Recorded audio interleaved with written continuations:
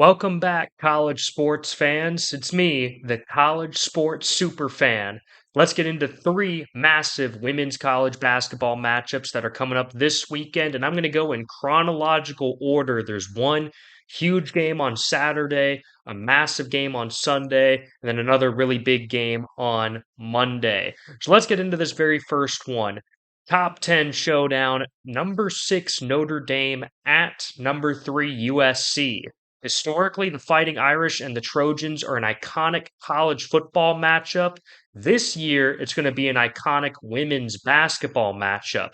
It's Hannah Hidalgo versus Juju Watkins. Juju Watkins is, in my opinion, the best player in all of women's college basketball. I thought she was one of the best players last year as a true freshman. Now, as a sophomore, she's only getting better, and the team is getting a lot better along with her. So let's talk real quick about the Irish, though, coming on the road. Hannah Hidalgo is a superstar guard. Sonia Citron, also a fantastic veteran guard from last year. And then they also have Olivia Miles, who's a great guard. So this Notre Dame team is very guard heavy. However, the problem for Notre Dame is that they are not very good in the front court, and that's where they're going to get bullied around by USC. Yes, Juju Watkins is going to be able to do her thing, but Kiki Urafan is also a first team All American. She's got a lot of size and has been playing fantastic for USC, as she was a former Stanford Cardinal superstar. As a result of that, I believe they have too much size. I think USC ends up winning this game by 6 at home over Notre Dame and getting a massive win on their resume as they're trying to get one of the top 4 seeds heading into this year's Women's March Madness tournament. Now let's talk about another massive game. This one, arguably the most massive of the weekend. Top 5 showdown. Number 1 South Carolina on the road against number 5 UCLA. So once again, back in Los Angeles the next day for another massive women's basketball matchup on Sunday. South Carolina is the defending national champions. They went undefeated last year. They're off to an undefeated start this year. They kind of struggled in the first game of the year against Michigan, of all teams, but they've rebounded, figured out their team more as the season has gone on. Most of this South Carolina team returns from that national championship team, about 80% of that production. The only key player they lost from last year was Camila Cardoso, who they could really use in this matchup because UCLA has a center named Lauren Betts, who's been fantastic.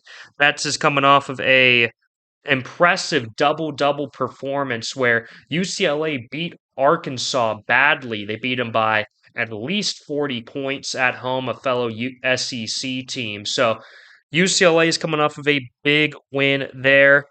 And again, they've got the center, Lauren Betts. But here's the key for South Carolina, their depth. And this has always been the key with Dawn Staley's squads.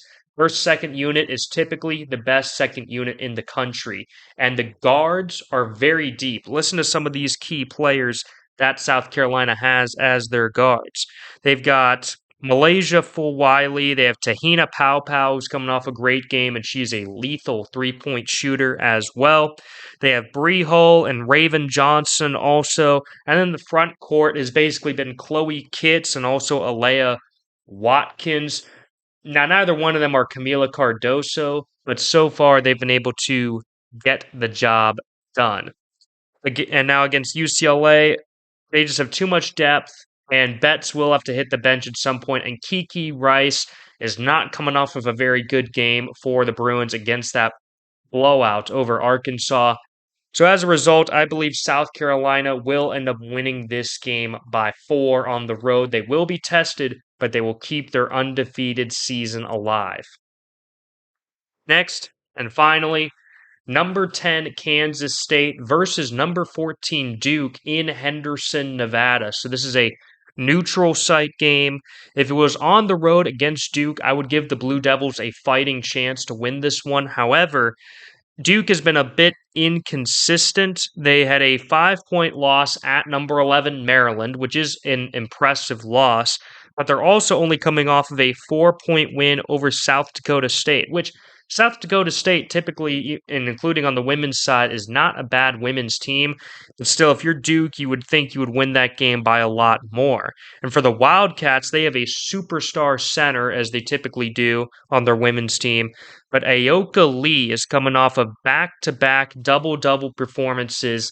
Kansas State hasn't really been battle tested like Duke has been so far. Again, I mentioned not only the South Dakota State game, but also the game against Maryland as well. So Duke has been battle tested more than Kansas State. However, Kansas State has been more consistent, and Aoka Lee is just an absolute star. I think the Wildcats in this neutral site game end up beating Duke by 6 and getting their first signature win of the season.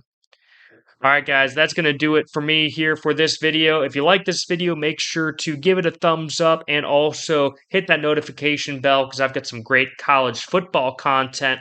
I'll have a big video coming out after this, and then I've also got a massive video coming out tomorrow that'll be previewing the game of the week between the Indiana Hoosiers and the Ohio State Buckeyes. Of course, that's a top 5 matchup.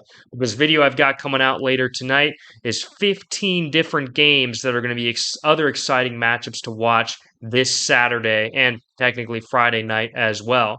Thank you all so much for watching. Please continue to support the College Sports Superfan.